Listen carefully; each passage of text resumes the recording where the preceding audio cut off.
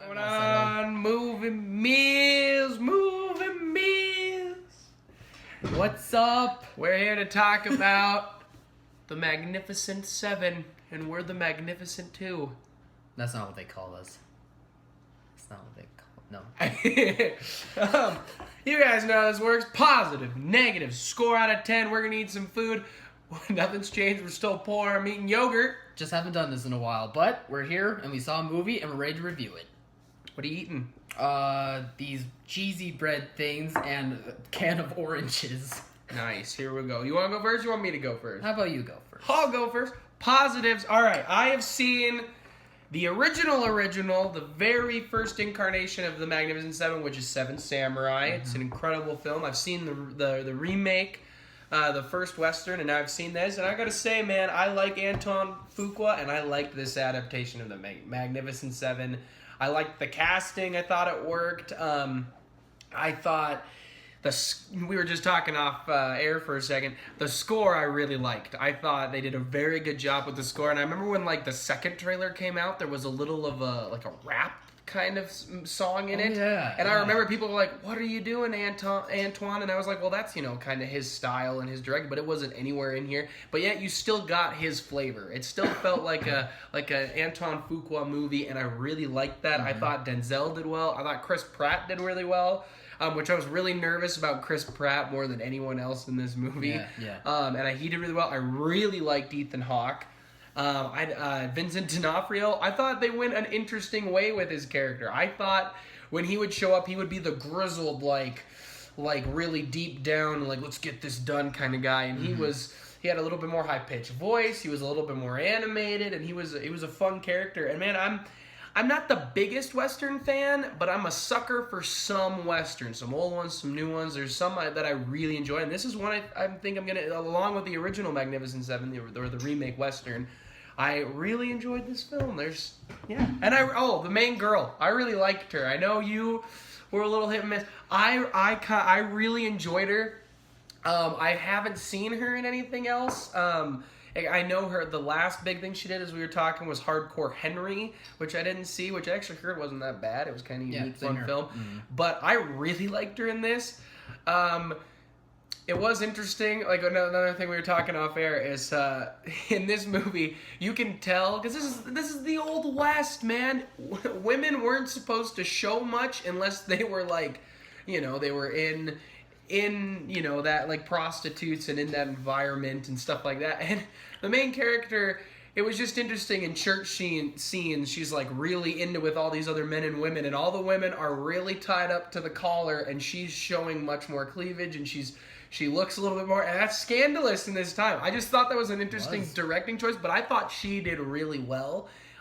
She's gorgeous to look at, and I thought she killed all her action scenes. I thought she killed her emotional scenes. So yeah, I really enjoyed the film. Those are my positives. Your turn. Yeah. This is one of the better remakes I've seen in a long time. And it makes me really happy to know that we can remake stuff and still have good spins on it, but can still make them out to be really good movies. So that was something I really enjoyed. Also, and the name of the director is Antoine Fuqua. Antoine Fuqua. This was his first movie that I've ever seen him direct, and you gotta see Training Day, dude. Training Day is so good. I have a list now of his movies to watch, but I really liked his directing style, and I really liked the direction that he took with this movie.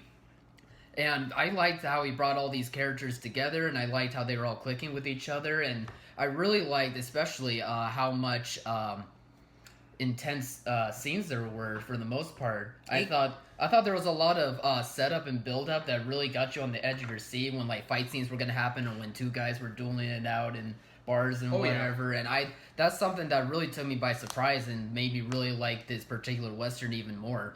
And I thought most of the actors in it killed it in their parts, especially Vincent D'Onofrio was one that stands out for me. I really like him in almost everything that I've seen of He's his a chameleon, work. man. Exactly, yeah, he is totally a chameleon. And Denzel Washington as well did awesome. Even Hawke took me by surprise. I didn't know if I would like him or not. And yeah, I really enjoyed his character as well. So I think the characters, when they were brought together and then when they were facing this threat, I thought that was really when the movie took off and when the movie was really successful.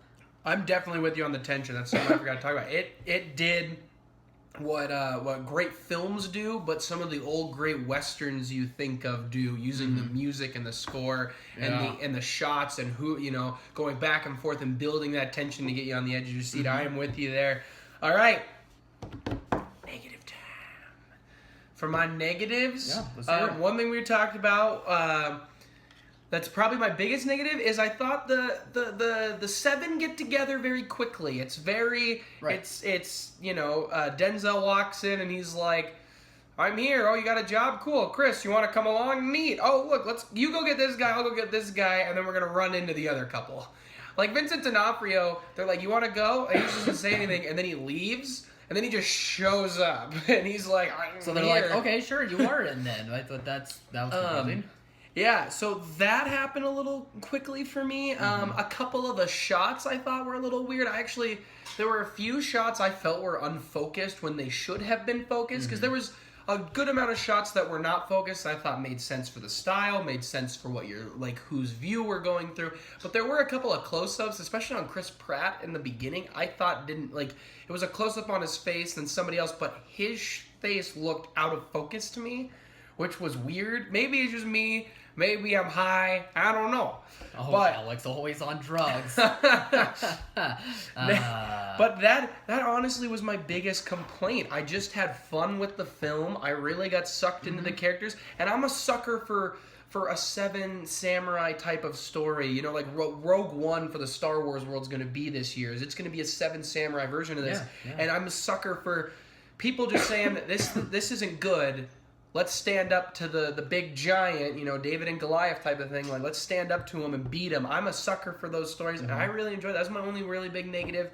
Maybe you can help me think of more, but so far I got no more. I think my negatives are going to be the unpopular negatives, to be honest. But first, I'll start off with this. I do agree with you that the characters and them meeting up with all the seven was really quick, and it was rushed. But once they all got together, and then they started to get ready for the threat that was coming ahead, that's when I really started to enjoy them more, because when they were as a group, that's where the chemistry was clicking. When they're laughing, eating dinner. But at the beginning, it made me worried because it was being set up so fast that I thought I wasn't going to be able to connect with them like I wanted to, but it ended up working out for the best. So yeah, the setup for them wasn't all that great.